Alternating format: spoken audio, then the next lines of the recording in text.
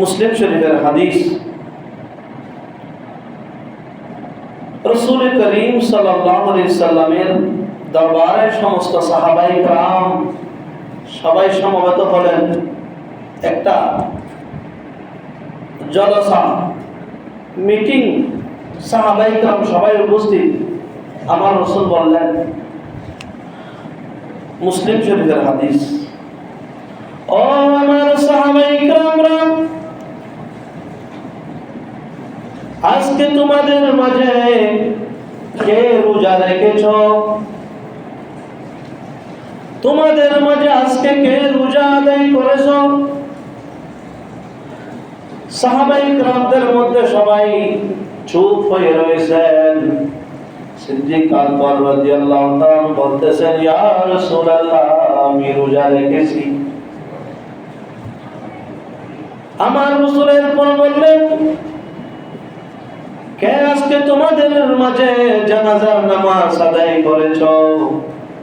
আমার সমস্ত সাহাবায়ে কেরামরা চুপ হয়ে আছেন।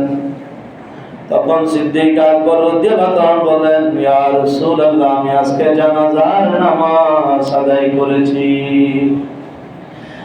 এরপর আমার রাসূল বললেন, ও আমার সাহাবায়ে কেরাম, তোমরা আজকে তোমাদের মধ্যে কে আজকে মিসকিনকে খাবার দান করেছ? কে আজকে মিসকিনকে দান করেছ, দান খয়রাত করেছ, এমন কোন কেউ কি তোমাদের মাঝে রয়েছে? সবাই চুপ হয়ে রয়েছেন। সিদ্দিক আকবর রাদিয়াল্লাহু তাআলা বলেন, ইয়া রাসূলুল্লাহ, আমি আজকে মিসকিনকে খাবার দান করেছি। এরপর আমার রাসূল বলেন, ও আমার সাহাবায়ে কেরাম, তোমাদের মধ্যে আজকে এমন একটি কাজ, রোগী দেখার জন্য কেউ কি গিয়েছ? রোগী দেখতে যাওয়া এটা আমার রাসূলের সুন্নাহ। কে তোমাদের মধ্যে রোগীর সেবা করেছ? এমন কেউ কি তোমাদের মধ্যে আছো রোগীর সেবা করেছ? হযরত আবু বকর সিদ্দিক রাদিয়াল্লাহু তাআলা বললেন, ইয়া রাসূলুল্লাহ, আমি আজকের দিনে রোগীর সেবা করেছি। সুবহানাল্লাহ। প্রত্যেকটি কাজের মধ্যে সিদ্দিক আকবর রাদিয়াল্লাহু তাআলা বললেন, ইয়া রাসূলুল্লাহ, আমি আছি। ইয়া রাসূলুল্লাহ, আমি আছি। প্রত্যেকটি ভালো কাজের মধ্যে, একদিনের মধ্যে প্রত্যেকটি ভালো কাজের মধ্যে অংশগ্রহণ করেছেন উনি হলেন সিদ্দিক আকবর রাদিয়াল্লাহু তাআলা। তখন সিদ্দিক আকবর রাদিয়াল্লাহু তাআলা কথা শোনার পর আমার রাসূল বললেন, ও আমার সাহাবীরা, একদিনে যেই ব্যক্তি এত ভালো কাজ করতে পারে, যেই ব্যক্তি একদিনে এতগুলো নেক আমল করতে পারে, উনি অবশ্যই জান্নাতি। সুবহানাল্লাহ। উনি, একজন ব্যক্তি যদি এতগুলো ভালো কাজ করতে পারে, উনি অবশ্যই জান্নাতে যাবে। সুবহানাল্লাহ। এই সিদ্দিক আকবর রাদিয়াল্লাহু সমস্ত সাহাবায়ে কেরামদের মাঝখান থেকে জান্নাতে যাবে বলে সার্টিফিকেট দিয়েছেন, জিম্মাদারি দিয়েছেন আমার রাসূল। জোরে বলি সুবহানাল্লাহ। দেখেন কত যে গুণে গুণান্বিত। প্রতিটি ভালো কাজের মধ্যে তিনি প্রথম। ওনার নাম বকর, আবু বকর। বকর শব্দের এক অর্থ হলো দিনের শুরু। শুরু, দিনের শুরু কি? ইসলামের শুরু হয়েছে সিদ্দিক আকবরের মাধ্যমে। সুবহানাল্লাহ। কেউ কেউ বলেছেন ওনার নাম আবু বকর এর জন্য রাখা হয়েছে, ওনার মাধ্যমে ইসলাম শুরু হয়েছে বিদায় উনি বিদ্যুতের মধ্যে সর্বপ্রথম ইসলাম গ্রহণকারী, সেই জন্য ওনার নাম আবু বকর বলা হয়েছে। অর্থাৎ ইসলাম ওনার থেকে শুরু হয়েছে। সুবহানাল্লাহ। আমার রাসূল দ্বীনের দাওয়াত যখন দিতে শুরু করলেন, সিদ্দিক আকবর রাদিয়াল্লাহু আনহুকে যখন ইসলামের দাওয়াত দিলেন, নির্দ্বিধায় কোনো চিন্তা ছাড়া ইসলাম ধর্মকে গ্রহণ করে নিলেন। সুবহানাল্লাহ। সেজন্য ওনার নাম আবু বকর বলা হয়। বকর নামে কোনো সিদ্দিক আকবরের সন্তান ছিল না। কিতাবের মধ্যে রয়েছে ওনাকে বকর বলা হয় এই জন্য, আবু বকর। বকর শব্দের অর্থ হলো দ্বীনের শুরু, ইসলামের শুরু হয়েছে ওনার থেকে, সেই জন্য ওনাকে আবু বকর বলা হয়। জুড়ে বলি সুবহানাল্লাহ। সিদ্দিক আকবর রাদিয়াল্লাহু আনহু এমন নবী প্রেম, ওনার মত নবী প্রেম সাহাবায়ে কেরামদের মাঝে আর কেউ এক নম্বর হতে পারে না। আমার রাসূলকে জিজ্ঞেস করলেন, ইয়া রাসূলুল্লাহ, আমার রাসূল সাহাবায়ে কেরামদেরকে বললেন, ও আমার সাহাবীরা, জান্নাতের মধ্যে বিভিন্ন গেট থাকবে। যারা দান করে তারা দানের গেট দিয়ে প্রবেশ করতে পারবে জান্নাতে। যারা রোজাদার তারা রোজাদারের গেট দিয়ে জান্নাতে প্রবেশ করতে পারবে। যারা ভালো নেক আমল করেছে, যারা কোরআন তেলাওয়াত করেছে, তারা একটি গেট দিয়ে জান্নাতে প্রবেশ করতে পারবে।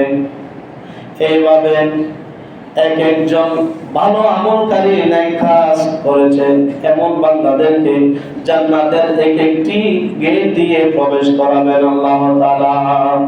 ওই এক একটি গেটের মধ্যে লেখা থাকবে এই গেট দিয়ে জান্নাতে প্রবেশ করবে যারা রোজাদার, এই গেট দিয়ে প্রবেশ করবে যারা নামাজি, 5 ওয়াক্ত নামাজি, এই গেট দিয়ে প্রবেশ করবে যারা দান সদকা করেছেন, দানবীর ব্যক্তিরা। তখন আমার রাসূলকে জিজ্ঞেস করলেন এই হাদিসের মধ্যে,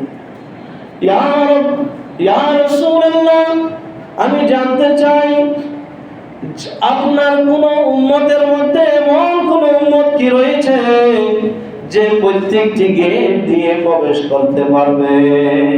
তখন ইয়া রাসূলুল্লাহ, আপনার উম্মত কি এই ধরনের কোন উম্মত আছে যাকে প্রত্যেকটি গেট দিয়ে প্রবেশ করার জন্য অনুমতি দেওয়া হবে? তখন আমার রাসূল বললেন, হ্যাঁ আছে তো, আমার সেই উম্মত হলো তুমি সিদ্দিক। জোরে বলি সুবহানাল্লাহ। তুমি সিদ্দিককে প্রত্যেকটি গেট দিয়ে ডাকা হবে, আহ্বান করা হবে, আপনি আমার দিকে আসেন, আপনি আমার গেট দিয়ে, এই গেট দিয়ে চলে আসেন, আপনি এই গেট দিয়ে চলে আসেন। দান আপনি প্রতিটি নেক আমলের মধ্যে আপনি প্রথম, সেই জন্য প্রতিটি জান্নাতের গেট দিয়ে সিদ্দিক আকবরের জন্য খোলা থাকবে। জোরে বলি সুবহানাল্লাহ। এমন একজন মুত্তাকি আমার রাসূলের ছোটকালের বন্ধু, যৌবনের বন্ধু, বার্ধক্যের বন্ধু, এবং কি কবরে, হাসরে, ফুলসিরাতে, জান্নাতে আমার রাসূলের সঙ্গে হয়ে থাকবেন সেই সিদ্দিক আকবর রাদিয়াল্লাহু তাআলা। সুবহানাল্লাহ। এই মাসের মধ্যে যার ফাতিহা শরীফ আমরা আদায় করেছি, আল্লাহ পাক রব্বুল আলামিন সেই সিদ্দিক আকবর রাদিয়াল্লাহু তাআলার উসিলায় আমাদের সবাইকে কবুল করুক, আমিন।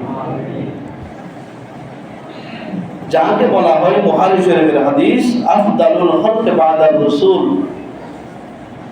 আল্লাহর সৃষ্টি জগতের মধ্যে যত সৃষ্টি করেছেন সকলের শ্রেষ্ঠ এবং নবীদের পরে যার স্থান আল্লাহর বান্দাদের মধ্যে সর্বশ্রেষ্ঠ প্রথম নাম্বারের বান্দারা হলো, 1 নম্বর যারা আল্লাহর কাছে প্রিয় তারা হলেন নবীরা। নবীদের পরে ওনার স্থান, ওনার নাম হলো হযরত আবু বকর সিদ্দিক রাদিয়াল্লাহু তাআলা।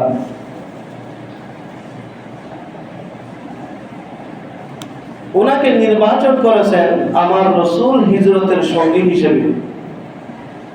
লক্ষ লক্ষ সাহাবায়ে কেরামদের মাঝখান থেকে আমার রাসূল সিদ্দিক আকবর রাদিয়াল্লাহু তাআলা বললেন, হে সিদ্দিক, আমি আপনাকে নিয়ে এই মক্কা থেকে মদিনা সফরে আপনি আমার সাথে থাকবেন। সিদ্দিক তুমি আমার সফর সঙ্গী হবে, আমরা দুজন একসাথে এই মক্কা থেকে মদিনা চলে যাব, হিজরতের সঙ্গী হিসেবে তুমি আমার সাথে থাকবে। সুবহানাল্লাহ। এই কথা শোনার পর মা আয়েশা সিদ্দিকা রাদিয়াল্লাহু তাআলা আনহা বলতেছেন, যখন আমার রাসূল হিজরতের সঙ্গী হিসেবে সিদ্দিক আকবর রাদিয়াল্লাহু তাআলা আনহুকে মনোনয়ন করলেন, বাছাই করলেন, তখন সিদ্দিক আকবর রাদিয়াল্লাহু তাআলা আনহুর দুই চোখ দিয়ে এমন ভাবে খুশিতে কান্না চলে আসছে। সুবহানাল্লাহ। সিদ্দিক আকবর রাদিয়াল্লাহু আনহুর দুই চোখ দিয়ে কান্না চলে আসছে, কি জন্য? খুশি হয়ে।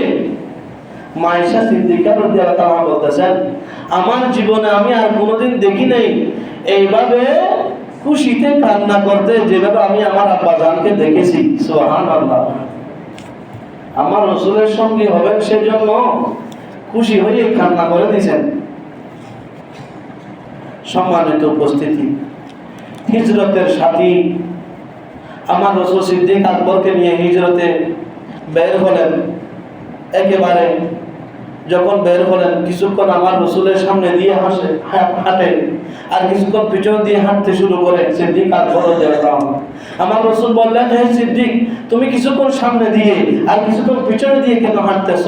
তখন আমার সিদ্দিক আকবর রাদিয়াল্লাহু আনহু বললেন, ইয়া রাসূলুল্লাহ, যদি কাফেররা আপনাকে শহীদ করার জন্য, আপনার উপর আঘাত করার জন্য চলে আসে, সর্বপ্রথম যেন আমাকে আঘাত করে। সুবহানাল্লাহ। কত যে মহব্বত আমার রাসূলের সাথে। যাই হোক, এই কাফেররা 100 উট পুরস্কার দেওয়ার জন্য ঘোষণা দিয়েছেন। আমার রাসূল এদিকে সিদ্দিক আকবরকে নিয়ে গারে সূরের মধ্যে অবস্থান করতেছেন। তখন এদিকে কাফেররা আমার রাসূলকে তালাশ করার জন্য খুঁজতেছে, 100 উট পাবে আমার রাসূলকে যদি ধরে দিয়ে দিতে পারে। তারা খুঁজতে থাকে আমার রাসূলকে ধরে তাদের কাছে নিয়ে যাওয়ার জন্য। এমনকি আবু কুফর নামে একজন, যারা পদক্ষেপ বুঝতে পারেন, বিশেষজ্ঞ। এখন আমরা এক একজন এক এক বিষয়ে বিশেষজ্ঞ নেই, বিশেষজ্ঞ রয়েছে। তখনকার ছিল পদক্ষেপ চিহ্ন বিশেষজ্ঞ আবু কুফর ওর নাম। উনি সব চাইতে বেশি বিশেষজ্ঞ ছিলেন সেই বিষয়ে। পা দেখলে, পায়ের সব দেখলে বলতে পারতো যে উনি ওই মানুষটি এখানে হেঁটে গিয়েছেন। উনি চলে গেলেন একেবারে গারে সূর ট্রেন। আমার রাসূল গারে সূর তো 500 মিটার উপরে, যেই পাহাড়ের চূড়ায় একটি গর্ত, গর্তের মধ্যে আমার রাসূল এবং সিদ্দিক আকবর রাদিয়াল্লাহু আনহু আরাম করছিলেন। সেখানে একেবারে কাছাকাছি গিয়েছেন। তখন একজন আরেকজনকে বলতে লাগলেন, এখানে তো দেখতেছি এই পর্যন্ত, এখানে আমরা দেখতেছি এখানে আমার রাসূল অনেক ঘটনা, লম্বা ঘটনা, এবং আমি বলতে গেলে অনেক সময়ের প্রয়োজন, সংক্ষেপে বলতেছি। একজন আরেকজনকে বলতেছেন, দেখা যাচ্ছে এখান থেকে আর কোথাও যায় নাই, হয়তো এখান থেকে আসমানে উঠে গেছেন, এখান থেকে আসমানে উঠে গেছেন। তখন এদিকে আল্লাহ পাক রব্বুল আলামিন যে খানে কাবা শরীফ নির্মাণ করার জন্য মাকড়সা মাধ্যমে হযরত ইব্রাহিম আলাইহিস সালামকে আল্লাহ তাআলা ম্যাপ দিয়েছিলেন, একটা মাকড়সার মাধ্যমে। মাকড়সা যারা জালে টানে, এই মাকড়সা খানে কাবার যেটা বাউন্ডারি, এটা ম্যাপ দিয়েছিলেন মাকড়সা। তখন আল্লাহ পাক রব্বুল আলামিন সেই মাকড়সাকে বলছিলেন, হে মাকড়সা, তুমি তো অনেক ভালো আমল করেছো, আমার ঘরে তুমি ম্যাপ দিয়েছো। হযরত ইব্রাহিম আলাইহিস সালামকে আমার ঘরে ম্যাপ দিয়ে দিয়েছো, তুমি আরেকটা কাজ করবে, শেষ জামানায় যখন আখিরি নবী দুনিয়ার জমিনে তশরিফ আনবেন, আমার রাসূল যখন গারে সূরের মধ্যে প্রবেশ করবেন, তখন আমার রাসূলকে তুমি আরেকটা হিকমত, আমার রাসূলের হিকমতের মধ্যে তুমি কবুল হবে, আমার রাসূলের একটি হিকমতের মধ্যে তুমি অংশগ্রহণ করবে। তখন গারে সূরের মধ্যে যখন আমার রাসূল এবং আমার রাসূলের বন্ধু সিদ্দিক আকবর তশরিফ নেবেন, তখন তুমি এই গারে সূরের যে গুহার মুখের মধ্যে তুমি একটা জালি টেনে দেবে। জোরে বলি সুবহানাল্লাহ।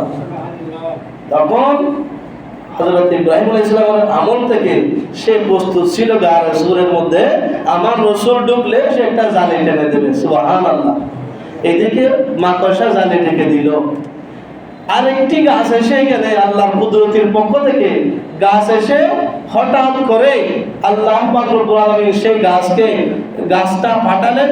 গাছটি গারে সূরের মুখে এসে একেবারে যেমন কি এখানে গাছটি এখানে ছিল, অন্য জায়গা থেকে গাছটি চলে আসলেন, এসে এখানে ডাল ফালা বিশাল একটা গাছ গারে সূরের মধ্যে অবস্থান করতেছে এবং এক জোর কবুতর এসে সেখানে বাচ্চা দিচ্ছে, কিতাবের মধ্যে রয়েছে। তখন এখানে বাচ্চা ফুটাচ্ছে, বাচ্চা ফুটাইয়ে বাচ্চাগুলোকে তা দিচ্ছে, দিচ্ছে বলি আমরা। তারপরে এসে দেখতে পেলেন এখানে তো গুহার মুখের মধ্যে এখানে মাকড়সা জাল ডাকছে এবং বিশাল একটা গাছ এসে গাছ দেখা যাচ্ছে, এখানে আবার কবুতরের বাচ্চাও দেখা যাচ্ছে। এখানে ঢুকবে না, এখানে কেউ থাকবে না, সুতরাং আমরা অন্য জায়গায় চলে যাই। জোরে বলি সুবহানাল্লাহ। তাহলে বোঝা গেছে আমার রাসূলকে হেফাজত করেছেন সেই আল্লাহ তাআলা। জোরে বলি সুবহানাল্লাহ।